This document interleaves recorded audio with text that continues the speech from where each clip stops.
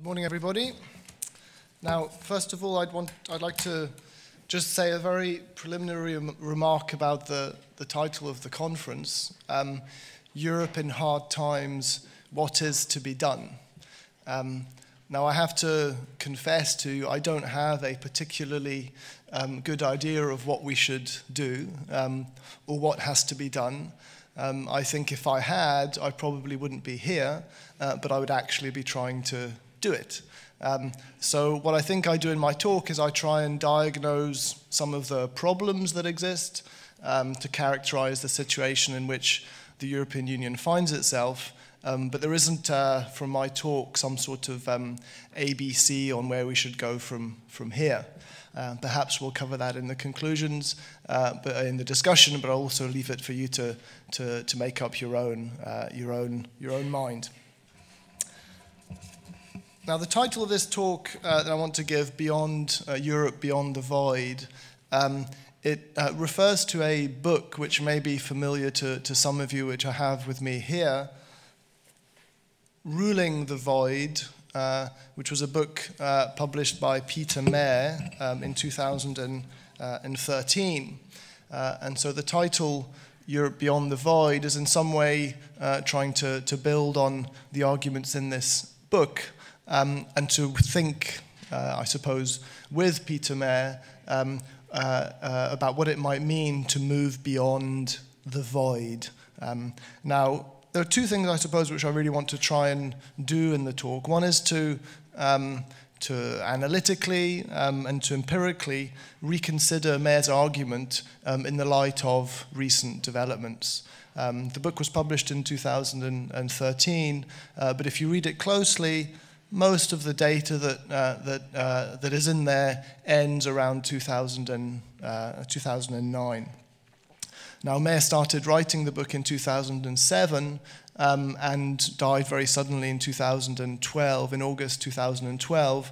And the book was put together after his death, partly on the basis of a draft which he'd written, which constitutes the first 3 chapters of the book. And then the rest was material compiled from other publications that were already in circulation. So I suppose the questions really are whether trends that we've seen recently confirm or disconfirm some of his main arguments. What are the novelties? What are the similarities that we're seeing? The other thing I want to do, I suppose, towards the end of my talk is to think a bit more normatively, I suppose, about what it might mean to overcome the void. So what are the kind of political projects that might be required in order to resolve some of the problems which Peter Mayer diagnoses in his book? I would say that, in my view at least, some of the arguments that Peter Mayer has made are probably more radical than has been assumed so far, for various reasons which I'll go into. But I think normatively speaking, there's a lot in his book Ruling the Void that can help us think about the contemporary situation faced by the European Union. So I want to first of all reconstruct his argument in the book for those of you who don't know it, those of you who aren't familiar with Peter Mayer's work. I think it's worth reconstructing in and of itself as a diagnosis of the contemporary crisis of party democracy. Then I want to try and connect his work on what he calls the void with European integration directly and with the EU. Now, this is something which is not done organically in the book. It's not done logically in the book. Unfortunately, the 4th chapter, which is on the EU in the book, is a republished chapter, and it's not related directly to the draft, which was the first 3 chapters. So what I do is I read those first 3 chapters and I draw out from it what I think are some very clear implications for the nature of European integration and for the challenges facing the EU today. And then I think I want to reflect a bit on really the implications of his work for thinking about the EU today. So the basic thesis of Peter Mayer's book is pretty simple, and in some way it's a culmination of more than sort of around 25 years of academic scholarly work, more than that. And the opening line of the book is one of the most powerful. He says at the very beginning of the book, in the first line of the first chapter, the age of party democracy has passed. Now what he means is that political parties are failing. They're failing in their most elementary and basic function, which is in some way to serve as a bridge or as a transmission belt or as a mediating institution between the state and civil society.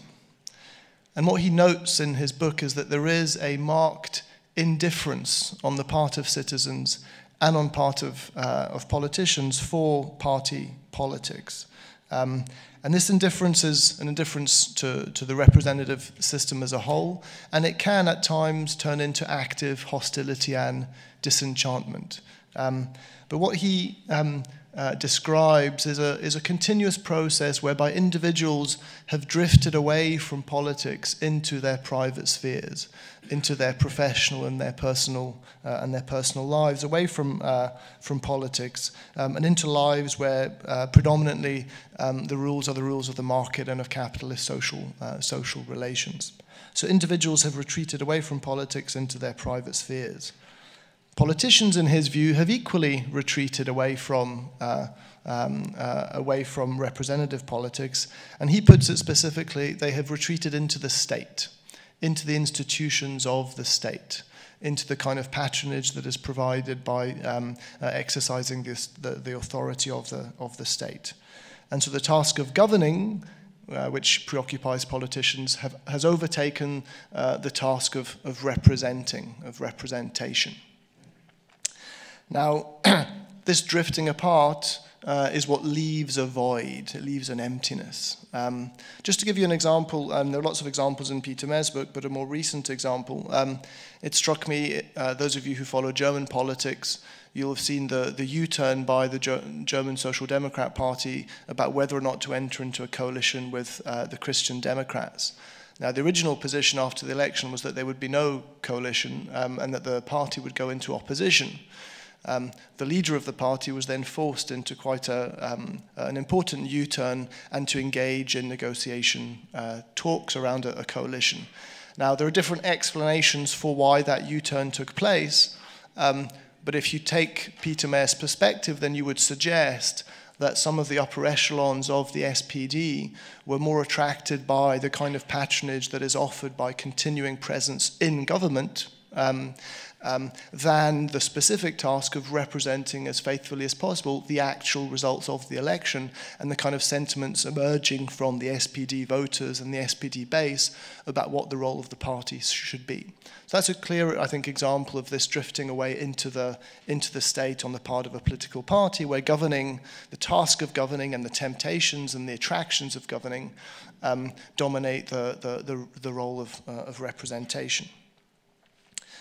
Now, the main evidence that Peter Mayer provides about these processes and this crisis of party democracy, or this passing away of party democracy, is to look at electoral turnouts and to look at party membership, the figures for party membership. Now, there's a whole chapter on this, and if you're interested, then I suggest you go there. He's not providing a simplistic picture which cherry picks the evidence. It's quite a complex and sophisticated discussion of what the evidence that's out there is telling us. But his overall conclusion, and it is one that is marked with a number of caveats and a number of nuances, his overall conclusion is that the data does point compellingly to the withdrawal of citizens from representative politics, and in the case of parties, he makes a very strong case, I think, for the decline in contestation between rival parties within an existing political system. He argues that traditional oppositions between parties have given way to a high degree of consensus and to a form of policy centrism, an agreement by main parties around key policy questions. He also gives some examples of traditional anti-system parties, parties that had really been on the margins of politics, being brought into this broad policy consensus. The old Western European communist parties is a good example. The French Communist Party has declined to almost nothing, but the Italian Communist Party is a good example of this transformation. He also talks about the Green parties that have been brought within the fold, and other parties such as Sinn Féin, for instance. So there's lots of examples of this move towards the centre. And a lot of the main opposition parties, the Christian Democrats and the Social Democrat parties, look very similar to one another. So this really is his empirical basis for concluding that what we have is therefore today this void. He also calls the void a zone of disengagement. What he means, I think, is that where there was once an active state-society relationship dominated by partisan political competition, by a clear identification of voters with political parties, and where competition for office was based around competing political programs, competing visions of what a good society should look like. Basically, I suppose, mass politics of the 20th century. Today we have something else. We have this emptiness, this void, this zone of disengagement. So a relationship of representation between politicians and voters has been replaced by a relationship of distrust, often of mutual suspicion. And the conclusion for Mayer is that politics has become very volatile, unpredictable, and it's become increasingly structured around disaffection with the political class itself as a central object of political contestation, rather than competition between rival visions of what society should look like.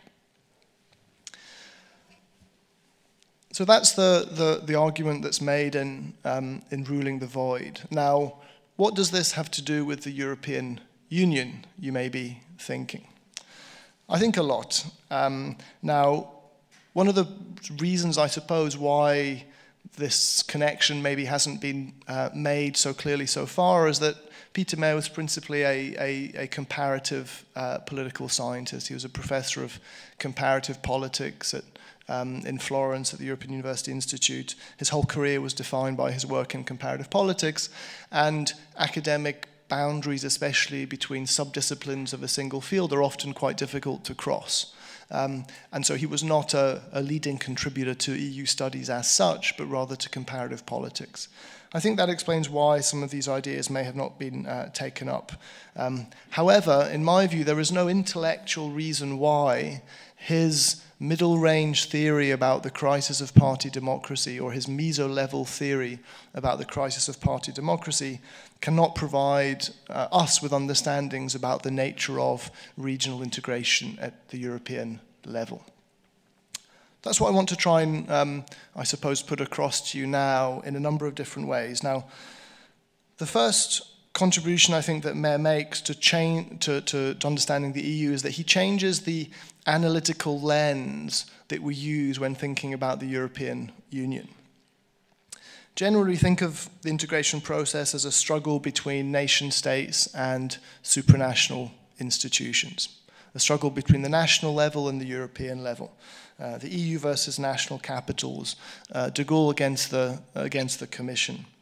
Now, Euroscepticism in this sense is treated as a kind of nationalism, a manifestation of a desire to return to the safe comforts of the old 19th century nation state. It's a defense of national sovereignty against plans for European federalism. I think Mayer's work suggests that this isn't really the right approach to take, analytically speaking. What he suggests is that really at the heart of the European integration process is a transformation in state-society relations. Now, that may appear as a struggle between national capitals and EU institutions. It may appear to be that, but what is actually taking place is a hollowing out of popular democracy at the national level and a growing reliance on constitutional structures whose authority derive from a non-majoritarian logic. Now, this is a change operating at the level of our national states, but it appears to us as a shift of power from the national level to the supranational level. That's a fundamental change in the way that we approach the object of the European Union. Now, this isn't to suggest, I don't think Mayer would want to suggest, and he doesn't, I think, in his book, that the changes taking place at the transnational level are in some way simply illusions. It's a mere appearance. But he does very firmly place the dynamic at the national level. Now, in addition to that, contrary to what many Eurosceptics suggest, which is that it's possible to effect some kind of return to the nation state, Mayer's argument, I think, suggests that there is simply nothing to go back to. National political systems have already been transformed. An exit from the European Union, for instance, would not take you back to something that existed prior to membership of the EU. Those systems have already changed. The balance between their constitutional and their popular dimensions has been dramatically revised. So in that sense, it doesn't make sense to defend national sovereignty by attacking the European Union. The logic of Mayer's argument, I think, is that it makes much more sense to try and understand how domestic politics in EU member states is different from what it might have been in the 1970s or even in the 1980s, and how these differences help us understand more accurately the operating logic and the nature of the European Union. So he changes our analytical lens. Now, there is another logical and, I think, organic connection between the work on party democracy and the operations of the European Union. Now, he doesn't develop this in the book directly, and so this is a reading, I think, of those first 3 chapters to try and draw out some implications. I should say that it is also an argument that is present in some other work, his work on cartel party systems. There's an article where he tries to reinstate the cartel party model in 2008 in an article with Dick Katz, and he makes this argument here. So if people are interested, then it is possible to find it. Now, what Katz and Mayer argue, and what Mayer argues very much in Ruling the Void, though more implicitly, is that if political parties wish to collude with one another, which is at the heart of the cartel party model, if they wish to collude with one another, then they want to reduce ideological competition as much as possible.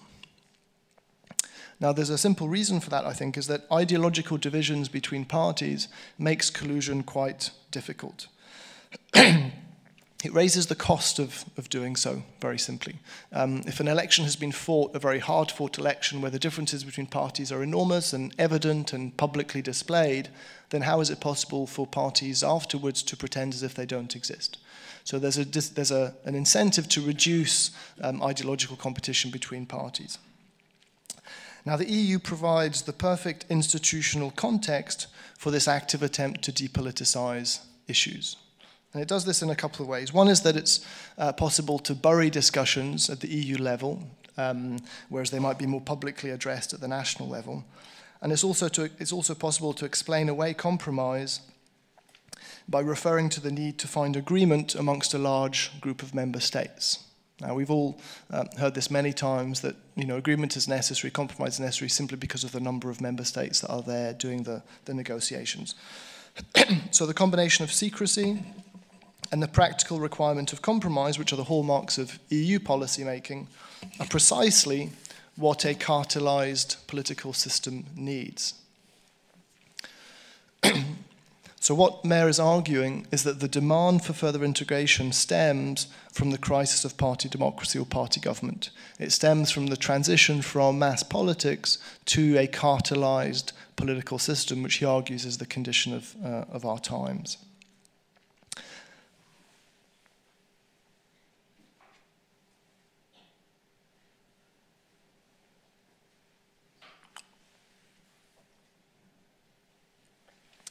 Now, the third way, which I think Mayer is very useful in terms of understanding the European Union, is that his account of cartelized political systems is not one where confident elites brazenly flout popular will and isolate themselves from popular demands. It's quite the contrary. What he's describing are weak governments, These are governments unsure of themselves, unable to rely on popular will as their source of legitimacy. So the void, as he describes it, this zone of disengagement, is not a source of legitimacy in the way that state-society relations structured around ideological cleavages would have been in the past. So the hollowing out of democracy at the national level leaves national governments weak, weak in terms of commanding authority over their citizens, and this has a very direct impact on the European Union itself. The EU, after all, is made up of national governments. That is the heart of the European Union, and the nature of those governments will have a decisive impact on the EU. So, to give you a very concrete example, if we look at treaty reform, it's fine to talk about dramatic changes that one might make to the European Union, but any important reforms which have implications for the treaties would have to go through quite a complex ratification process at the national level. Now, referendums in an age of the waning of party democracy are an enormous gamble for any government. And it's pretty evident, I think, looking across Europe, that many governments don't feel that were they to have a referendum on some important aspect of treaty change, they would win it. They feel probably on balance that it would either be a very close call or they would probably lose. This was the message recently given by Emmanuel Macron in France, where he admitted that he thought probably in France there's a good chance that you would lose a referendum like that. Now, the consequences for the European Union is a kind of institutional stagnation, where the need for reform might be there, but the capacities for reform are not there. The phrase that Klaus Offer has used, the German sociologist, to describe this, he describes it as a European trap, unable to go back, but unable to go forward either. Now, if you take Mayer's analysis, this kind of institutional stagnation is not a product simply of weak and timorous leaders. It's derived systematically from the difficulties that national governments have in deriving authority over their own citizens as a result of the transformation of those state-society relations at the national level. So let me move on to thinking about Peter Mayer today. I think I have 15 minutes. Yes, no, 10? Okay, 10. 10, okay. So if we read Ruling the Void today, as I said, it was published not 2013, but really the data ends at 2009. So there's a sort of a decade, I think, to be made up. And there are lots of interesting things, I think, that we can say. My view is that if we read it closely, his argument basically still holds. In some ways, actually, it's more compelling than it might have been at the time. So there's a degree of prescience contained in the book. He says that if parties don't play the role of mediators, the role of transmission belts between civil society and the state, then you're effectively left with two things: direct appeals to the people and a reliance on expert knowledge as an alternative, non-political and non-majoritarian source of legitimacy. He says this very clearly in the book. What you have is a kind of mixture of populist and technocratic appeals to legitimacy, but without the central and structuring role played by party ideologies and party platforms. I think that's still an accurate portrayal of politics in Europe and perhaps also in advanced democracies more generally. He writes, quite interestingly actually, that the Dutch politician Pim Fortuyn was able very successfully to bring together this populist appeal and this reliance on expertise into one single political offer. If we look at the Five-Star Movement today, with its commitment to very pragmatic, case-by-case approach to dealing with policy problems, along with this insurgency against a corrupt political elite, we have basically what Mayer was describing. Emmanuel Macron's La République en Marche is also quite similar. It stood both for getting rid of France's traditional political system, but also for an output-orientated and very efficient style of government. Now, one obvious criticism we can make of Mayer is that if the age of party democracy has passed, which is what he says, how can we explain the continued existence of parties? And indeed, the proliferation of new parties, the dynamism, if you like, of party systems. Well, we have to be clear about what Mayer is saying. He's not saying that if party democracy disappears or is in crisis or wanes, parties will disappear. Okay? But the role that parties play will change. So parties can exist as organizational structures, even as party democracy as a political regime is on the wane. So the question really is what the role is being played by parties. And I think the increasing role being played by parties today is that they serve as electoral vehicles, often ephemeral electoral vehicles for individual leaders, not mediators as they would be in party democracy. And again, there are examples of this. En Marche was initially born as an electoral vehicle for the personality of Emmanuel Macron. It's no coincidence that the initials of En Marche were the same as the presidential candidate. In Austria, we saw that Sebastian Kurz effectively transformed the Austrian People's Party into an electoral vehicle for himself as a person. The Sebastian Kurz list, as it was called. Parties also often avoid being called movements today. The Five Star Movement formally rejects the title of party and calls itself a movement. Nadia Urbanati recently talked about a powerful trend in Italian politics, which she called the rise of the anti-party party. So I think the prevalence of parties doesn't disprove Peter Mayer's argument about the waning of party democracy. Now, there are other things that I think are also quite pertinent in terms of updating. One is this changing balance between popular and constitutional pillars of democracy. And Peter Mayer describes the growing reliance on non-majoritarian institutions and on constitutional structures at the expense of electoral legitimation. Now, in some ways, we've moved on from this period. In some ways, this is very 1990s and 2000s, early 2000s. There was an article in 2016 by Sebastian Mallaby where he talked about the collapse of the cult of the expert. There is no doubt that the financial crisis has hit very hard the culture of expertise that had developed and that Peter Mayer was describing. We know the famous phrase by Michael Gove in the UK's EU referendum where he said, "I think the people have had enough of experts." So in some ways we live in an age where expertise is being very criticized, but I think we've not gone full circle. What we are seeing, I think, specifically is a kind of reckoning with regards to the extensive reliance on depoliticized policy instruments. The rise of the regulatory state might have been relatively new 20, 25 years ago. It's not new anymore. And we're beginning to see what are the kinds of societies that emerge after more than 2 decades of this style of governance. And there is, I think, a kind of reckoning, a kind of evaluation that's taking place. So let me then try and move on to a concluding set of remarks, which is about what Peter Mayer's arguments imply about the future of the European Union. And this is where I think his radicalism has been very much understated. He's by no means sanguine about this at all. Now, Mayer claims that the balance between popular and constitutional pillars of democracy has been lost. This balance was instantiated by the political regime of party democracy. But what we've seen over the last 30 years has been the erosion of popular democracy at the expense of constitutional democracy, at the expense of constitutional democracy. Now, this erosion is expressed most powerfully by the European Union, where the constitutional elements of democratic politics, the non-majoritarian elements, those elements that protect individuals from the threat of the tyranny of the majority, are very powerful, but the popular elements are very weak, if indeed they are present at all.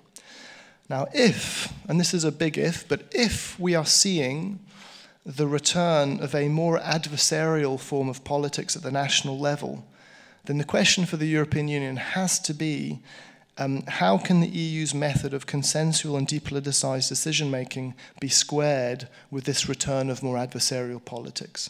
Does the EU have the capacity to manage and accommodate meaningful policy divergence, even if this divergence takes the form of ideological competition? Can the balance between constitutional and popular pillars of democracy be changed, be recalibrated within the existing structures of the European Union? Now, I would suggest that the evidence is that in answering those questions, the answer is on balance, probably not. Okay.